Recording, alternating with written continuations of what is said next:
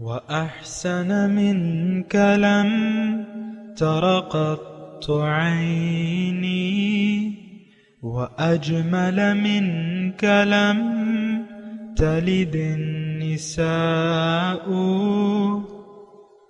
خلقت مبرأ من كل عيب خلقت مبرأ من كل عيب كأنك قد خلقت كما تشاء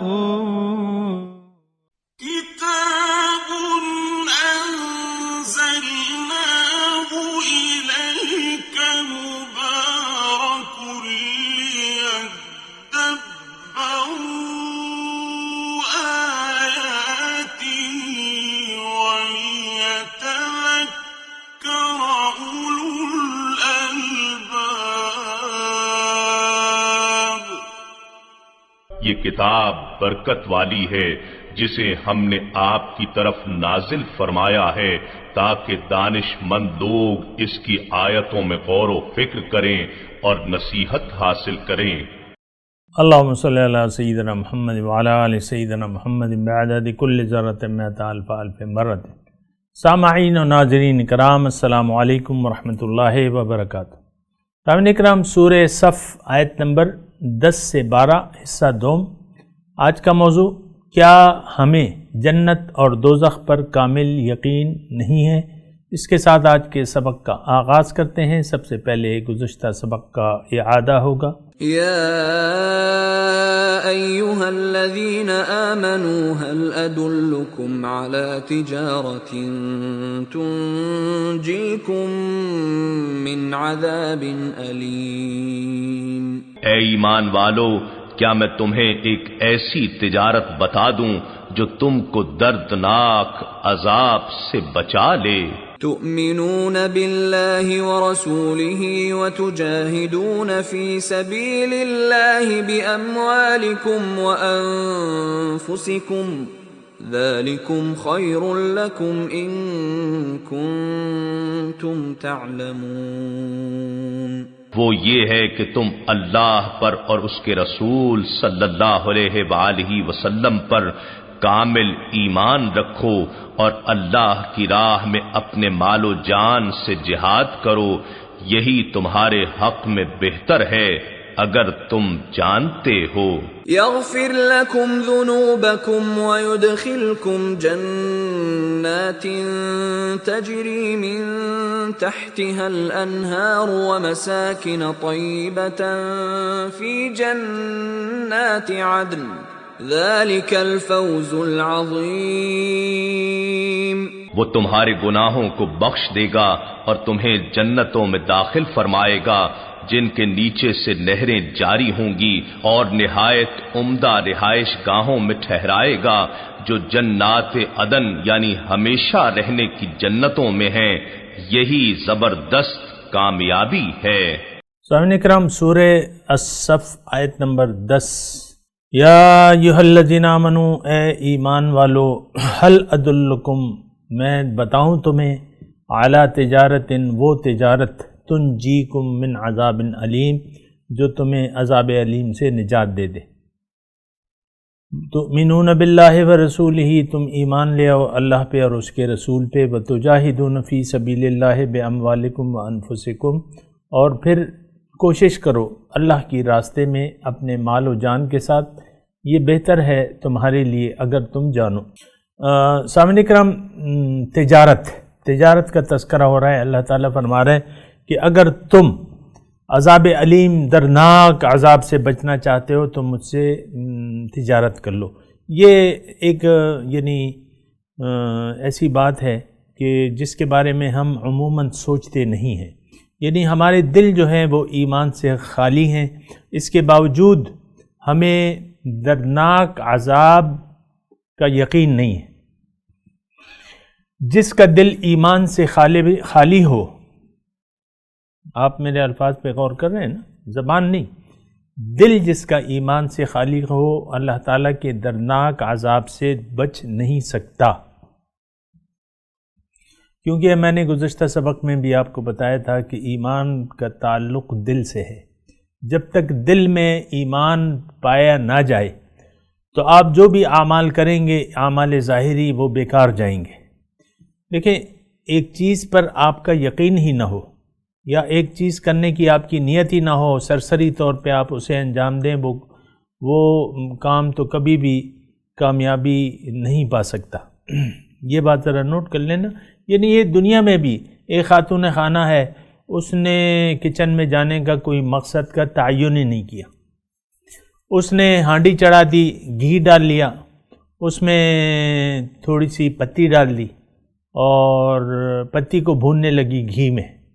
پھر جو ہے اس نے کچھ ٹماٹر ڈال دیے اور ٹماٹر کو بھوننے لگی. پھر تھوڑی سی ہلدی مرچ ڈال دی اور پھر تھوڑی سی چینی ڈال دی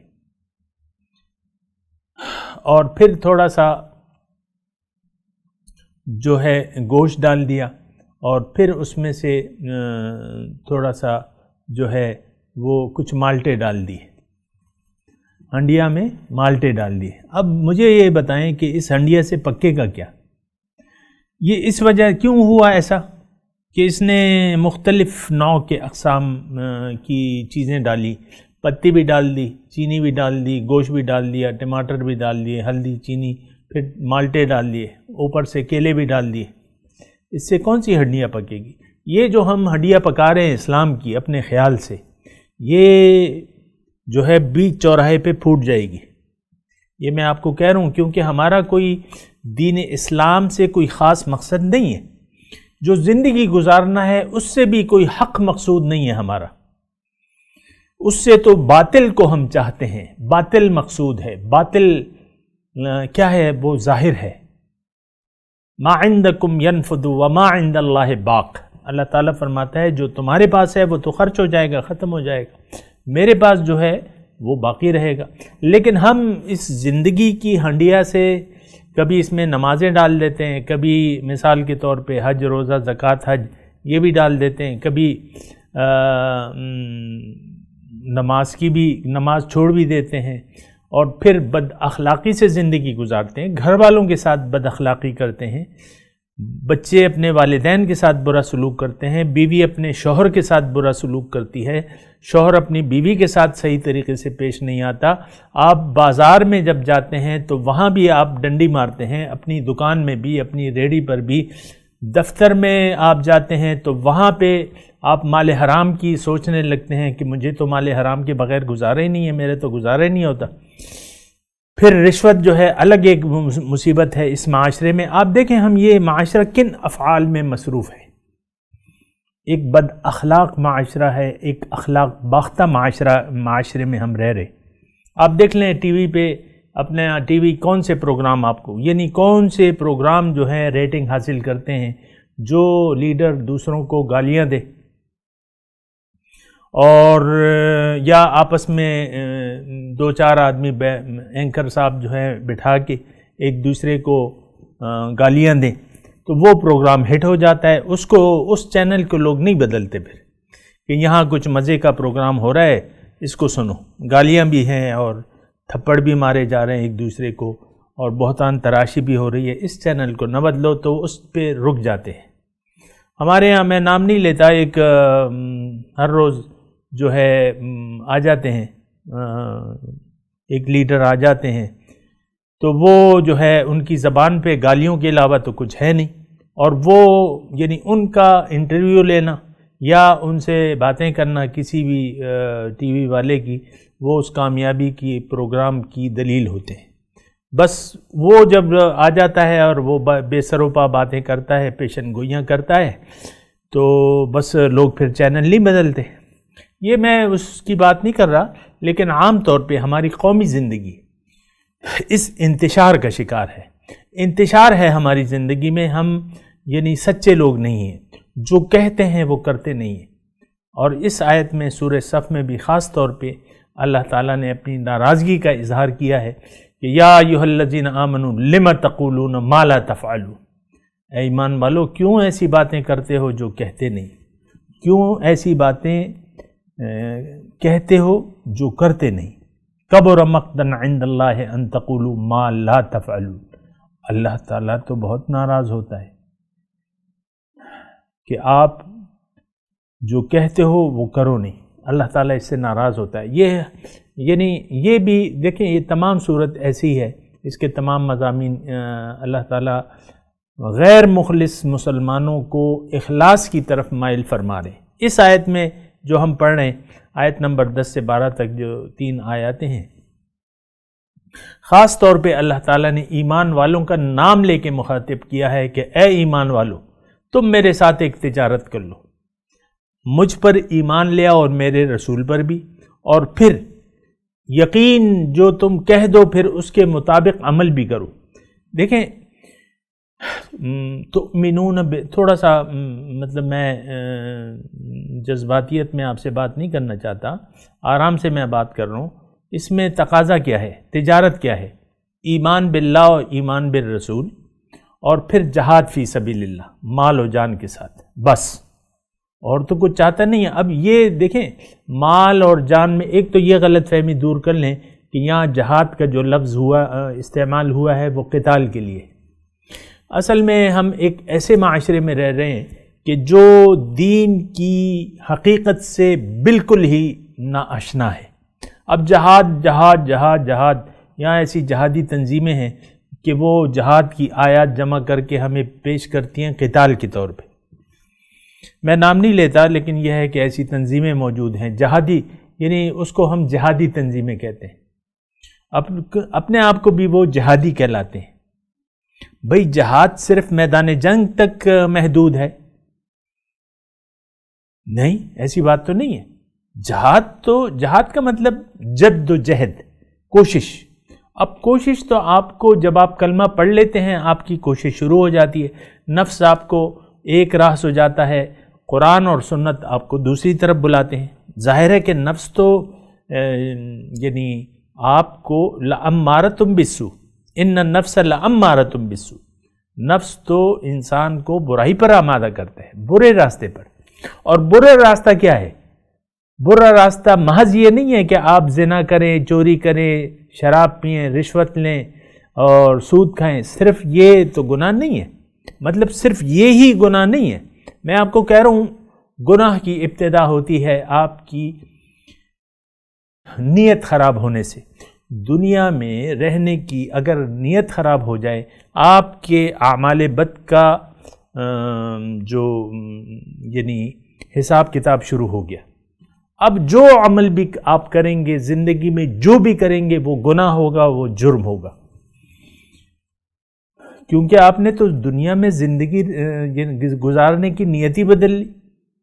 اللہ مقصود ہونا چاہیے، آپ نے دنیا کو کے پیچھے پڑ گئے.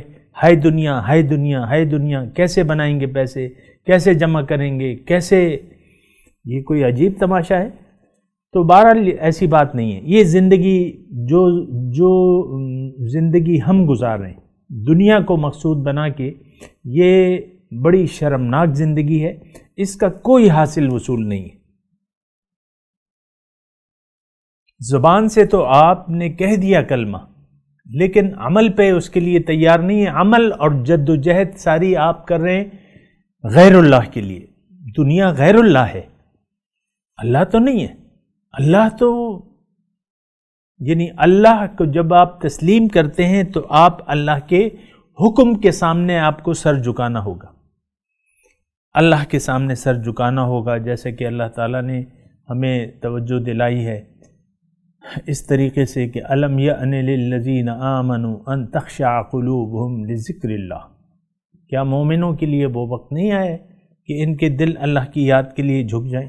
وما نزل من الحق، اور جو حق سے اللہ تعالیٰ نے نازل کیا ہے اس سے جو ہے یعنی اس کی طرف جھک جائیں. لیکن ہمارا سر تو دنیا کے سامنے جھکا ہوا ہے. دنیا چاہیے بھئی جیسے بھی ہو، پیسے چاہیے جس طریقے سے بھی ہو، حلال ہو حرام ہو، یا چلیں حلال بھی آپ نے یعنی حلال کی کوشش کر رہے ہیں، حرام کی نہیں کر رہے، لیکن نیت آپ کی دنیا ہے، اللہ مقصود نہیں ہے. تو پھر یہ ہے کہ یہ بات پھر بگڑ جاتی ہے. اس سے تو وہ کافر جو کافرانہ روش رکھنے والے لوگ جو ہیں وہ بھی بے ایمانی نہیں کرتے. ہم تو پھر بھی جو لکھتے ہیں جن اشیاء پہ جو چیزیں لکھی ہوتی ہیں ویسے نہیں ہوتی، گڑبڑ ہوتی ہے. وہاں جو ہے مطلب سنا یہ گیا ہے کہ وہ بالکل سچے ہیں اپنے قول میں. تو ہم میں اور ان کافروں میں فرق کیا ہو گیا کہ وہ بھی حلال کما رہے ہیں، ہم بھی حلال کما رہے ہیں. دنیا ان کا بھی مقصود ہے، ہمارا بھی مقصود ہے. یہ بات نہیں ہے. دیکھیں میں جہاد کی بات کر رہا تھا. تجاہدون فی سبیل اللہ، ایک تو یہ یعنی تقاضا کیا ہے؟ ایک تو اس میں دو چیزیں ہیں، اس تجارت میں دو چیزیں، ایک یقین ہے اور دوسرا عمل ہے. یقین اور عمل. عام طور پہ جو اللہ تعالیٰ جب کامیابی کی بات فرماتے ہیں تو اللہ تعالیٰ یہ فرماتے ہیں کہ ایمان اور عمل صالح، یہ دو چیزیں اللہ تعالیٰ لازم فرماتے ہیں. تو اب یہ دو چیزیں جو ہیں ایمان اور اس آیت میں بھی آیت نمبر 11 میں ایمان کی بات ہے اور عمل صالح کی بات ہے، لیکن الفاظ مختلف ہیں، الفاظ میں تھوڑی سی تفصیل ہے. اب تؤمنون باللہ ورسولہ، اس کا تعلق تو یقین سے ہے. یہ یقین تو ہمیں ہے ہی نہیں کہ اللہ ہماری منزل ہے اور حضور صلی اللہ علیہ وسلم ہمارے مرشد اعظم ہیں اور ان کے طریقے کو ہم نے فالو کرنا ہے، یہ ہمیں یقین حاصل نہیں ہے. دوسری بات یہ ہے کہ جہاد فی سبیل اللہ، ہماری کوششیں تو اللہ کے راستے میں نہیں ہیں. یعنی اگر جہاں تک تعلق ہے، میں نے آپ کے سامنے معنی کیا، جہاد تجاہدون مطلب یہ ہے کہ جہاد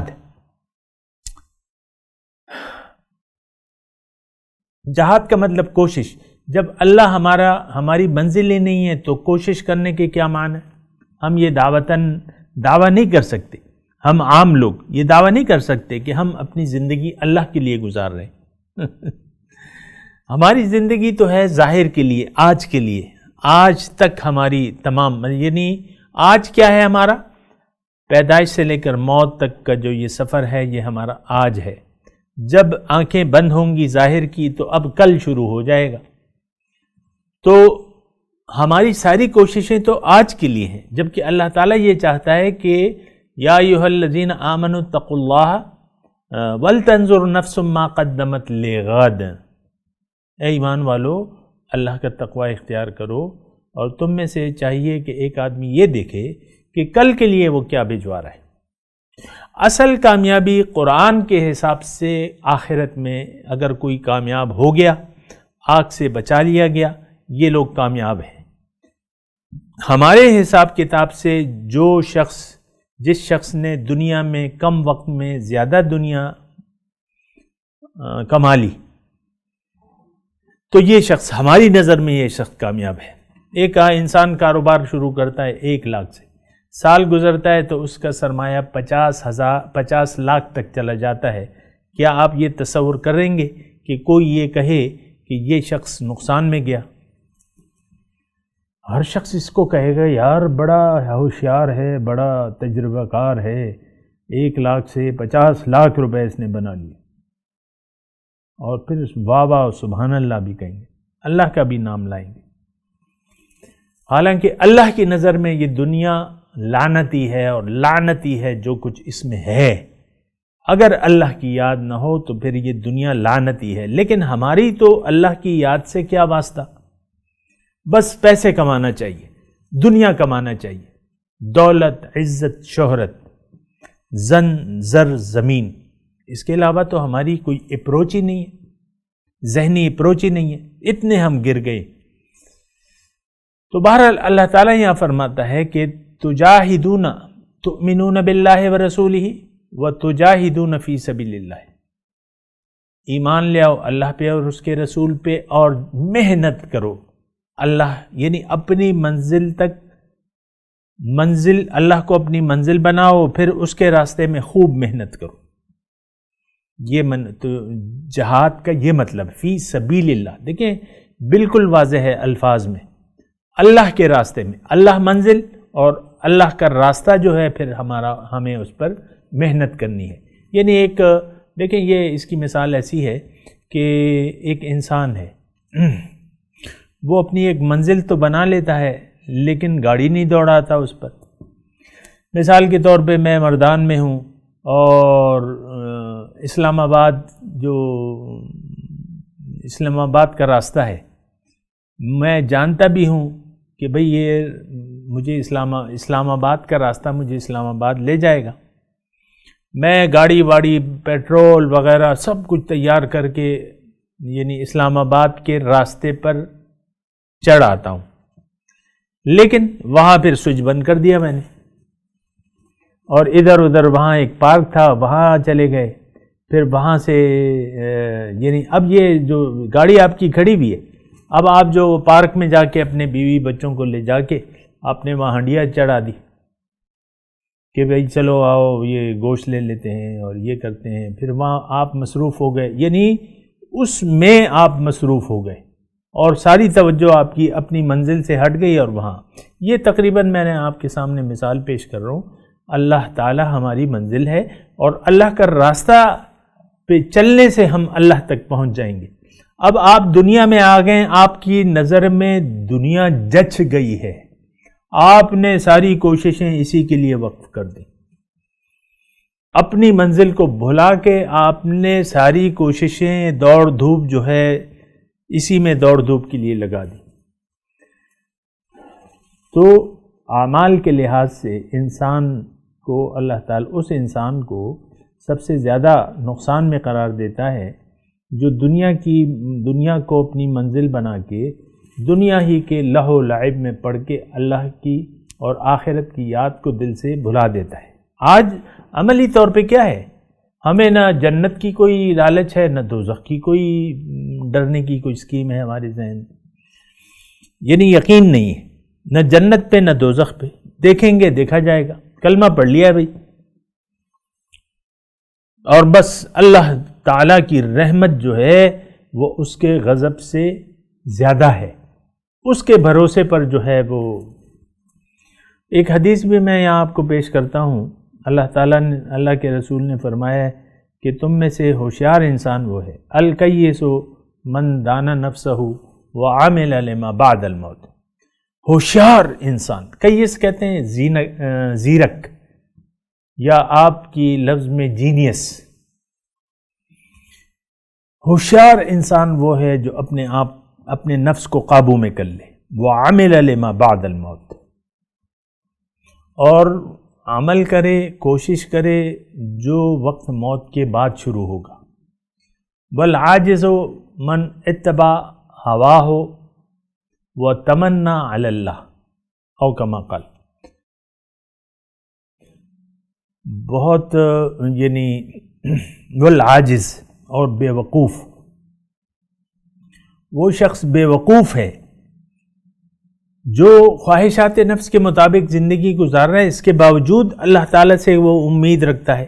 ایسی حالت تو ہماری ہے، ہم نے اللہ سے امیدیں لگائی ہوئی ہیں بخشش کی، اور یہ ہوگا اور وہ ہوگا، اور جنت کو عام طور پہ تو لوگ مذاق کے طور پر جنت اور دوزخ کے عذابات کو یعنی بعض اوقات ایک مذاق کے طور پہ پیش کیا جاتا ہے، اور بالکل اس کی معاذ اللہ بد اڑائی جاتی ہے۔ کہتے ہیں یہ ہم سب یعنی بچپن سے مطلب آپ دیکھ لیں ایسے جملے گھڑے گئے ہیں، اور ایسی باتیں یعنی مدرسوں کے جو فارغ التحصیل ہیں ان میں بھی ایسی باتیں ہیں کہ اس میں جنت کا مذاق کے طور پہ تذکرہ کیا جاتا ہے، جنت کی چیزوں کا عام طور پہ آپ دیکھ لیں۔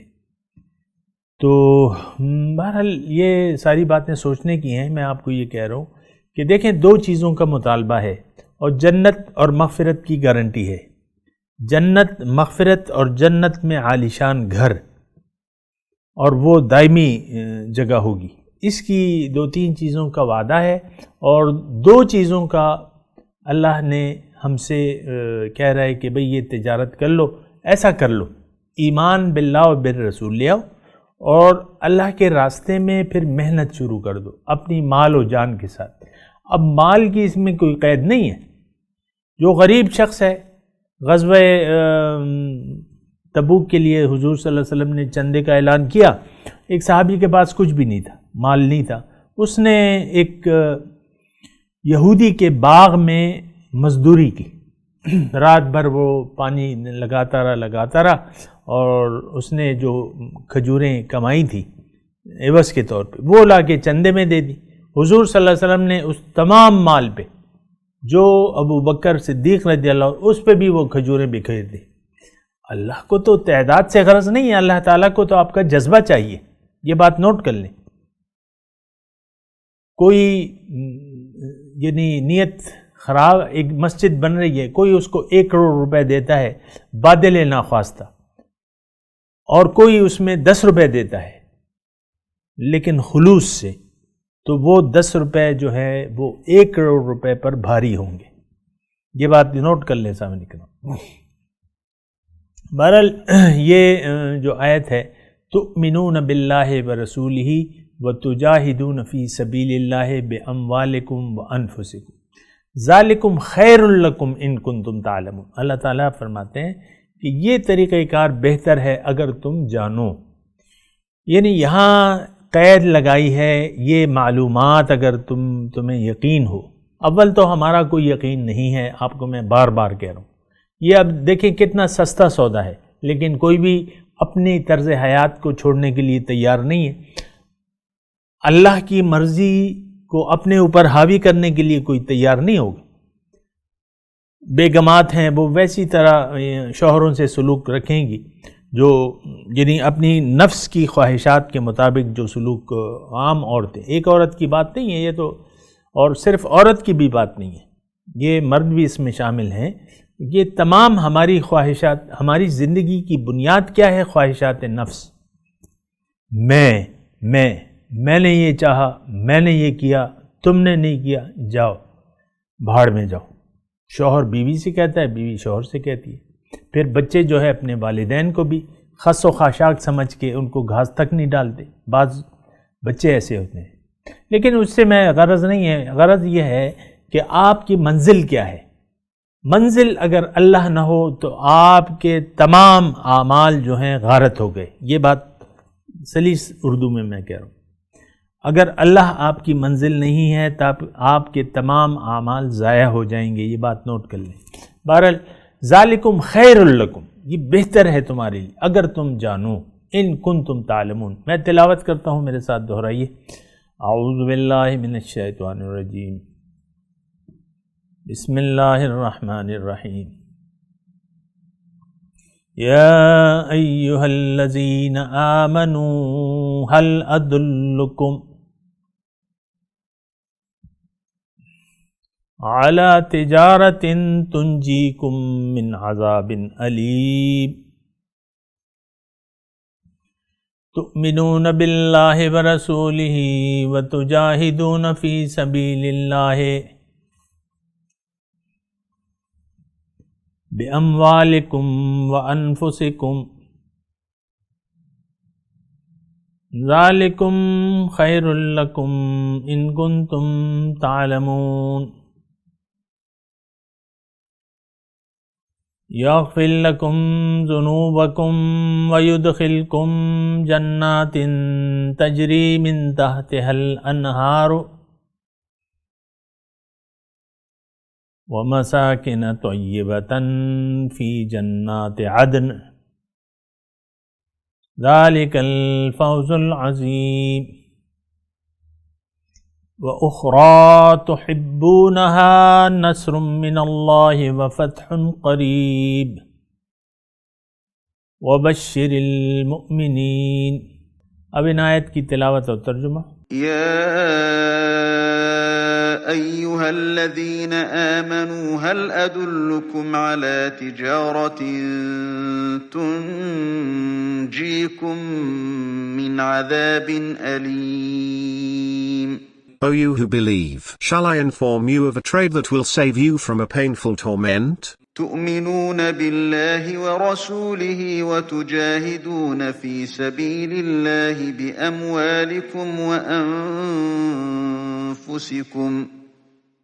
ذلكم خير لكم إن كنتم تعلمون that you believe in God and His Messenger and strive in the cause of God with your possessions and yourselves. That is best for you, if you only knew. يغفر لكم ذنوبكم ويدخلكم جنات تجري من تحتها الأنهار ومساكن طيبة في جنات عدن ذلك الفوز العظيم.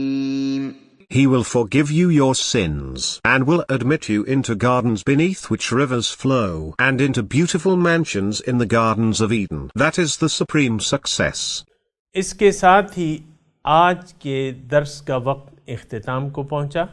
انشاءاللہ اگلے درس میں ملاقات ہوگی. وآخر دعوانا ان الحمدللہ رب العالمین. والسلام علیکم ورحمۃ اللہ وبرکاتہ.